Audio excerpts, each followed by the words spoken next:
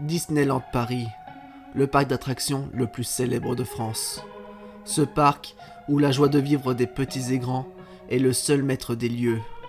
La souffrance et la tristesse n'ont pas leur place. Walt Disney, le créateur de la firme, l'avait bien compris quand il créa le premier parc du genre dans les années 50. Ses propres parcs devaient respirer le bonheur. Et si vous vous trompiez lourdement sur ces lieux, je vais vous raconter un témoignage. Mon témoignage. Il y a quelques années, j'avais un fils de 8 ans. Oui, j'avais car il a disparu dans le parc d'attractions de Disneyland Paris.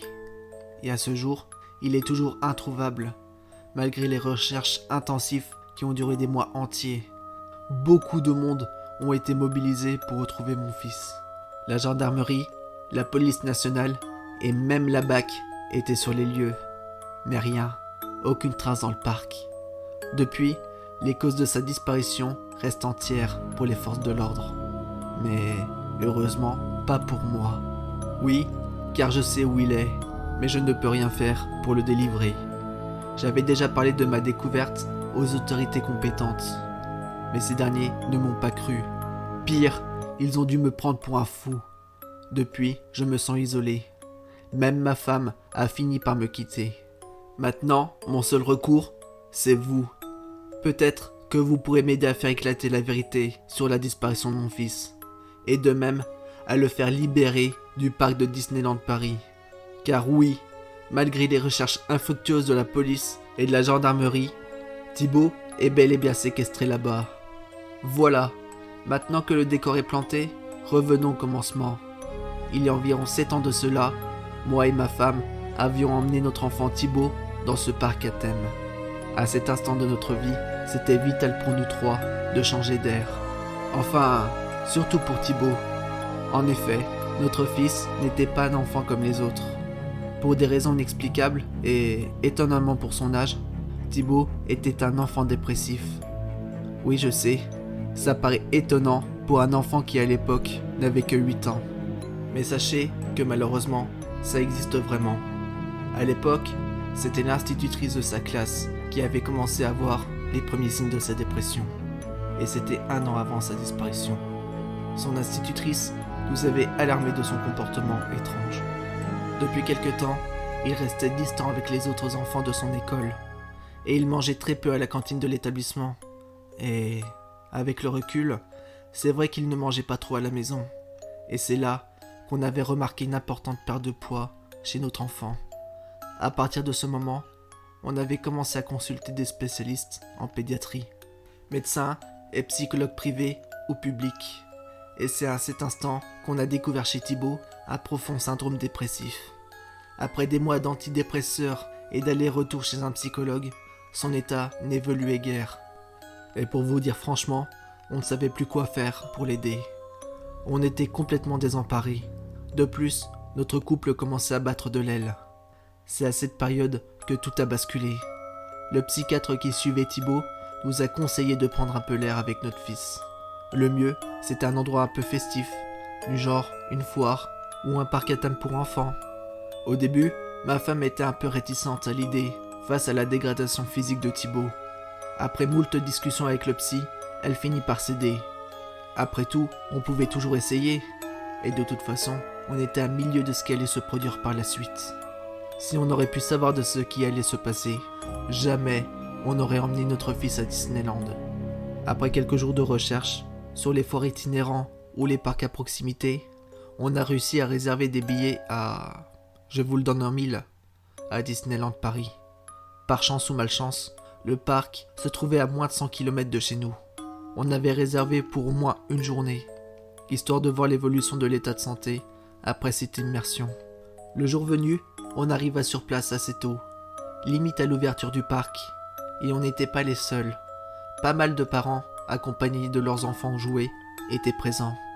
Après quelques minutes d'attente, on finit par rentrer. La matinée fut agréable, et chose incroyable, Thibaut avait l'air de s'amuser. Pour Thibaut, voir les personnages de ses films Disney préférés en vrai devait avoir un impact bénéfique. Midi allait arriver, il était presque temps d'aller manger un morceau avant de refaire quelques attractions. Et c'est à ce moment-là que les choses étranges commencèrent. Avant d'aller dans un restaurant, on croisa la mascotte du parc, Mickey, qui déambulait dans les allées. Moi et ma femme, on décida de prendre une photo de Mickey en compagnie de notre fils. Je demanda au comédien s'il était d'accord de poser avec notre petit.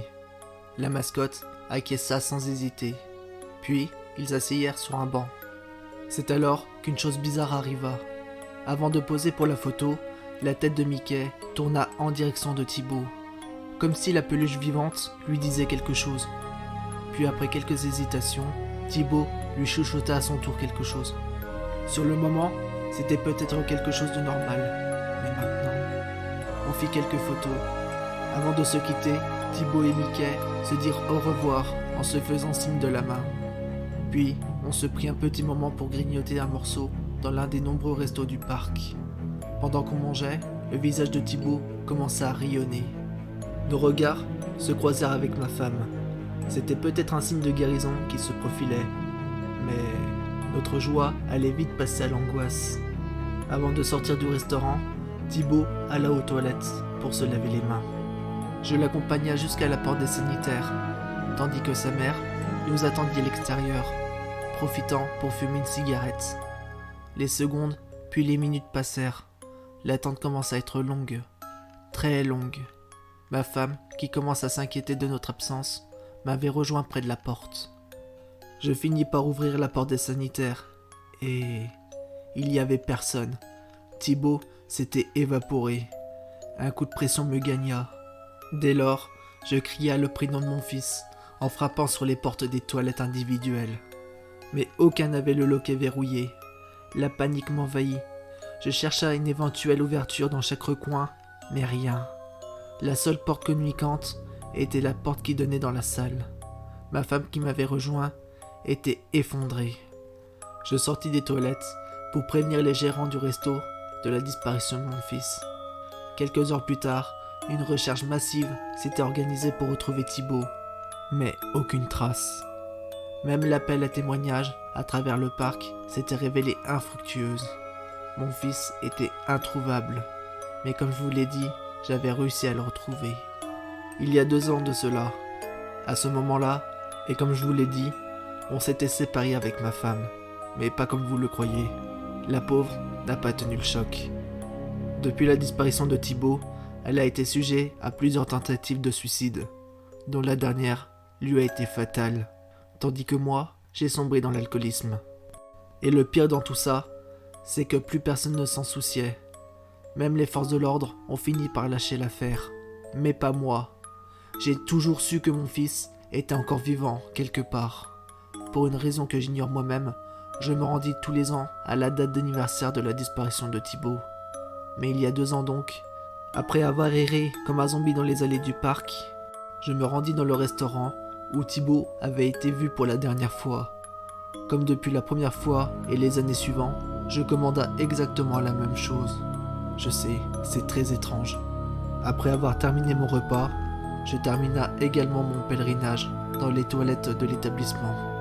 Quand j'entrai dans les commodités, il n'y avait pas un chat. Je referma la porte et je m'asseya tout en m'appuyant contre ces dernières afin de pleurer. C'en était trop pour moi. Comme je vous l'ai dit, je ne sais pas pourquoi je faisais ce genre de rituel. Après avoir passé un petit moment afin de me souvenir tout en pleurant, je me releva pour partir et c'est là que je l'ai vue. Ce qui était assez étrange car elle n'était pas là à l'origine. Même le jour où Thibaut a disparu, il m'aurait été difficile pour moi de la rater.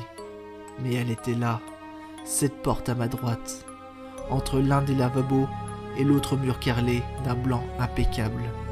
Le pire, c'est que je n'ai jamais eu vent de la moindre transformation des locaux.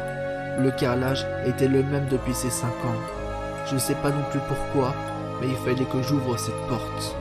Je m'approcha lentement, puis je pris la poignée de cette dernière. Mais avant d'ouvrir, j'entendais comme une petite mélodie derrière. Une douce mélodie enfantine. Mais c'est quoi ce délire ? dis-je. Je pris une grande inspiration avant d'ouvrir la porte pour de bon. Quand je vis de ce qu'il y avait de l'autre côté, mon cœur faillit me lâcher. Devant moi se trouvait une grande pièce sombre, avec une immense télé qui éclairait une 50aine d'enfants de tout âge. Certains d'entre eux tournèrent la tête vers moi. L'un d'eux se leva et marcha en ma direction. Quand je vis le jeune homme d'à peu près une quinzaine d'années, je faillis m'évanouir. Oui, c'était Thibaut, et il affichait un large sourire. « Bonjour papa », me dit-il en souriant. À cet instant, je me mis de nouveau à pleurer, et il reprit. « Il faut pas pleurer, et il n'aime pas quand les gens sont tristes. C'est pour ça qu'il m'a emmené ici, pour que je me sente heureux. Et ne t'inquiète pas, tout le monde croit que je suis mort, mais je suis bien vivant. Maintenant, il est temps qu'on se quitte, me dit-il en me serrant dans ses bras. Il me serra tellement que je sentis son cœur battre. L'émotion fut tellement forte que je finis par m'évanouir. Quand je revins à moi, pas mal de personnes étaient tout autour de moi, dont des secouristes. Je me releva et vis que la porte avait disparu. Je me mis à courir en direction du mur, par laquelle la porte était apparue. Tout en pleurant, je me mis à frapper le mur de toutes mes forces, tellement que je finis par me blesser. « Il est là, il est ici !» répétai-je tout en frappant. Le reste, je ne me rappelle plus trop. Je sais juste que je me suis débattu avec les secouristes qui tentèrent de me calmer. Et que par la suite, à cause d'un coup porté à leur rencontre, la police m'a emmené. Et c'est là que je leur ai tout expliqué. L'étrange porte et la pièce qui s'y trouvait derrière. Évidemment, les policiers ne me prenèrent pas au sérieux, bien que je connaissais quelques-uns d'entre eux qui avaient participé aux recherches de mon fils. Bien au contraire, ils avaient appelé un médecin qui détermina mon internement. Oui, aujourd'hui, je suis en hôpital psychiatrique. C'est pour cette raison que vous êtes mon seul recours pour la libération de Thibaut. Même si je sais qu'il est heureux, il reste pour le moins séquestré. Et cette situation me rend malheureux. Et pour tout vous dire, je n'ai plus goût à rien.